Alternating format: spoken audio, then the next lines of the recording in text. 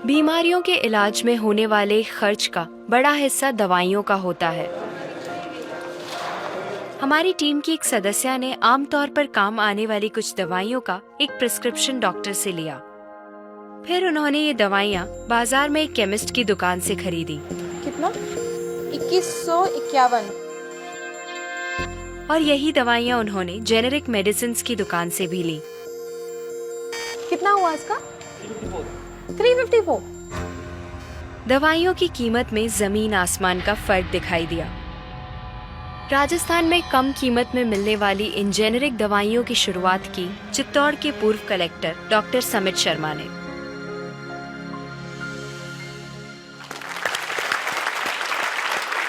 Doctor समित, मुझे बताइए कि ये कैसा मुमकिन है कि हमारी जो कॉरेस्पॉन्डेंट थी वो वही दवाइयाँ उन्होंने 2000 कीमत में उनको मिली एक दुकान में, और जो जेनरिक मेडिसिन है उस दुकान में जब गई तो उनको कम में मिली, 300 में मिली। ये कैसे मुमकिन है? ठीक इसी समय प्रतिक्षण प्रतिपल एक ट्रेजेडी हमारे चारों ओर घट रही है। अर्थक्वेक की या कोई सुनामी की बात करें, उसमें जितने लोगों की जानें एक दिन में जाती हैं, उससे ज्यादा जानें प्रतिदिन इस ट्रेजेडी की वजह से जाती है। वो क्या ट्रेजेडी है? वो ट्रेजेडी ये है साहब कि जो दवाइयों की जो वास्तविक कीमत है वो तो बहुत ही कम है, पर जो दवाइयाँ हम जब बाजार से खरीद के लाते हैं तो हमें वो 5 गुना, 10 गुना, 20 गुना, कई बार तो 50 गुना से भी ज्यादा दामों पे हम उसको खरीदते हैं।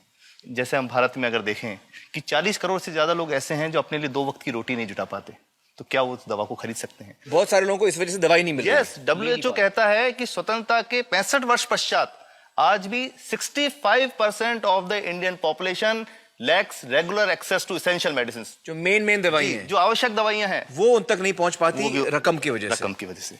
मुझे बताइए कि ये जो जेनेरिक मेडिसिन जो हम कहते हैं, अभी ये अंग्रेजी का शब्द है, इसको हिंदी में कैसे समझाएं? मैं आपको बहुत सरल भाषा में बताता हूँ। तो ये जेनेरिक नाम जो दवा का जो मूल सॉल्ट है, जो इसके अंदर जो दवा है उसका नाम है, केमिकल नाम, उसका केमिकल नाम है। अब जैसे और उदाहरण अगर सरल करके बताएं इसको, तो जैसे ये लड़की दुबली पतली सी नजर आती है, तो मैं अगर डॉक्टर हूं तो मैं इसको ये कहूं 1 गिलास दूध सुबह, 1 गिलास शाम को पिया कर।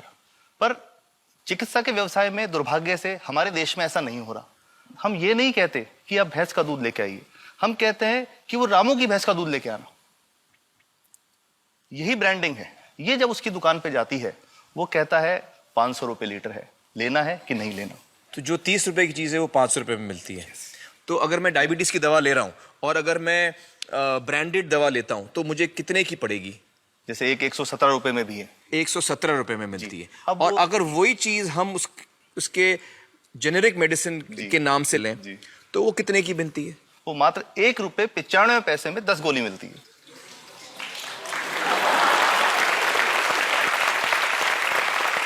और दोनों गोलियों में कोई फर्क नहीं है किसी किस्म का? 100% समान, क्योंकि इसकी उत्पादन लागत ही इतनी है। उसका manufacturing, packaging, transport, retail margin, जो उसके मार्जिन जो हैं, जो हमारे ज्यादा वो सब मिला करके उतने की ही पड़ती है।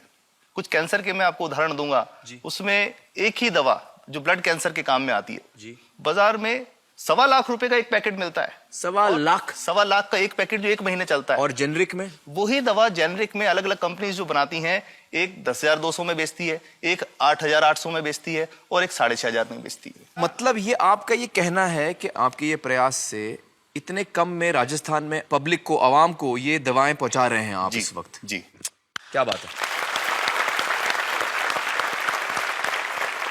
मेरा ये सवाल है कि डॉक्टर्स जो हैं वो हमारे पर्ची पर जेनेरिक नाम क्यों नहीं लिख के देते? क्यों लिखते हैं वो ब्रांडेड? जाने नहीं देंगे बाहर फिर? नहीं, सब जाने देंगे। जब एक नया मेडिकल प्रैक्टिशनर जब प्रैक्टिस शुरू करता है तो उसके पास जो कंपनी के जो मेडिकल रिप्रेजेंटेटिव्स होते हैं, सेल्स बढ़ाने का उनका काम होता है, मार्केटिंग प्रिंसिपल के हिसाब से सेल्स एजेंट होते हैं बेसिकली। फिर वो कहते हैं साहब आप हमारी जो दवा है यही लिखना, ये बहुत बेहतर दवा है, इससे मरीज ठीक होगा। और उनको डॉक्टर्स को लिखने के लिए उनको प्रेशराइज किया जाता है, उनको टेम्प्ट किया जाता है।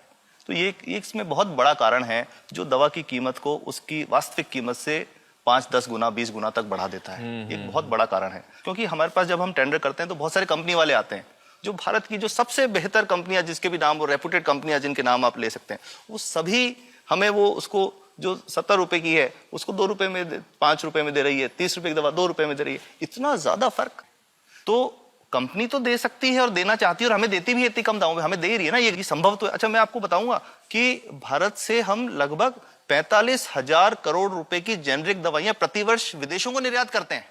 आप भेजते हैं दुनिया भर में जेनरिक, ये जो सस्ती दवाएं हैं आप विश्व भर में भेजते हैं, विश्व और भर में हमारे भेजते लोगों हैं। को नहीं मिल रही। हमारे देश में महंगी है, हमारे देश में महंगी है, और अगर ऐसा है तो हमें कोई ईस्ट इंडिया कंपनी की जरूरत नहीं, हम वापस उसी दिशा में जा रहे हैं। आपने जब ये शुरू किया तो आपको कोई रेजिस्टेंस फेस करना पड़ा राजस्थान में? देखिए, जो प्रयास हम कर रहे हैं ये बेसिकली धारा के विपरीत बहने का एक प्रयास है जी। काफी थ्रेट्स भी हैं, क्योंकि इसमें माफियाज भी हैं, ड्रग माफियाज जो ऑपरेट करते हैं, और हम हमेशा ये बात कहते हैं कि हम 100 साल से भी पुरानी शोषण की व्यवस्था को बदलना चाहते हैं, पर हमने हमेशा डॉक्टर्स को दोषी नहीं माना। जी। सारे डॉक्टर्स बुरे नहीं है, 50-60% तो जेन्युइनली वो चाहेंगे कि गरीबों को कम कीमत पे दवा मिल जाए, वो चाहेंगे। और आज भी ऐसे डॉक्टर्स हैं जो अपने घर से सैंपल्स ला करके अपने जेब से पैसे निकाल के मरीज का इलाज कराते हैं, ऐसे डॉक्टर्स आज भी हैं। बिल्कुल सही। तो मैं इनको एक उदाहरण भी बताता हूँ कि कैसे हमारे जो काम वाली थी उसका बच्चा था छोटा, इंसिडेंटली हम कोई समय छुट्टी मनाने कोई बाहर गए, जब हम लौट के आए 10-12 दिन बाद, तो वो लक्ष्मी के साथ उसका छोटा जो बेटा था राजू, वो भी उसके साथ आता था जब, और मेरे बच्चों के साथ खेलता था, मेरे बेटे के साथ खेलता था। तो वो लक्ष्मी अकेली ही आई, राजू नहीं आया। तो हमने पूछा कि क्या हुआ, तो उसने जो बात बताई कि साहब वो उसको, आप गए थे, उल्टी दस्त हो गया था। उल्टी दस्त की बीमारी के लिए वो जब दवा लेने गई तो केमिस्ट ने उसको कहा कि इसके तो 400 रुपये लगेंगे। तो उसने कहा साहब मैंने खूब मांगा, मेरे पास 400 रुपये मुझे नहीं थे, और मेरा बच्चा रात को ही उसको दस्त आते रहे, वो खत्म हो गया। और मैं आपको ये कहना चाहता हूँ कि वो जो दवा लिखी थी कि वास्तव कीमत 1.5-2 रुपये ही है, तो वो बच्चे की जान बच सकती थी। 65 वर्ष के बाद भी अगर कोई बच्चा उल्टी दस्त से मर जाए तो मैं नहीं समझता इससे शर्मनाक बात कोई हम लोगों के लिए हो सकती है। और सबसे बड़ी बात कि इसे आसानी से बदला जा सकता है। हमें सबको एक समन्वित, एक संगठित प्रयास करने की जरूरत है। ये तो कुछ भी नहीं है, कोई नई फैक्ट्री खोलनी नहीं, कोई नई दवा नहीं बनानी, ये सब जो गलत चल रहा है इसको रोकना ही तो है। तो दोस्तों, डॉक्टर समित की बातों से हमें यह पता चला है कि दवाइयों का जो कॉस्ट होता है, जो उनको बनाने का खर्च होता है, वो बहुत ही कम होता है, और हमें इन कम दामों में ये दवाइयां मिल सकती हैं अगर हमारी राज्य सरकार जेनेरिक मेडिसिन की दुकानें खोले, जैसे राजस्थान सरकार ने किया है, और जिसके लिए हम उन्हें सलाम करते हैं। एक बात और, अगर आप एक एनजीओ हैं और आप जेनेरिक मेडिसिन की दुकान खोलना चाहते हैं तो department of chemicals and fertilisers आपको 50,000 रुपए की ग्रांट भी देता है। डॉक्टर समित, आपने बहुत ही बेहतरीन काम किया है और इस बहुत ही अहम मुद्दे पर रोशनी डालकर हमारी आंखें खोल दी हैं, और हमारी दुआ यह है कि जो काम आपने राजस्थान में शुरू किया है वो हर राज्य में फैले, देश के कोने कोने में फैले। बहुत बहुत शुक्रिया हमारे साथ बातचीत करने का doctor Samit, thank you so much.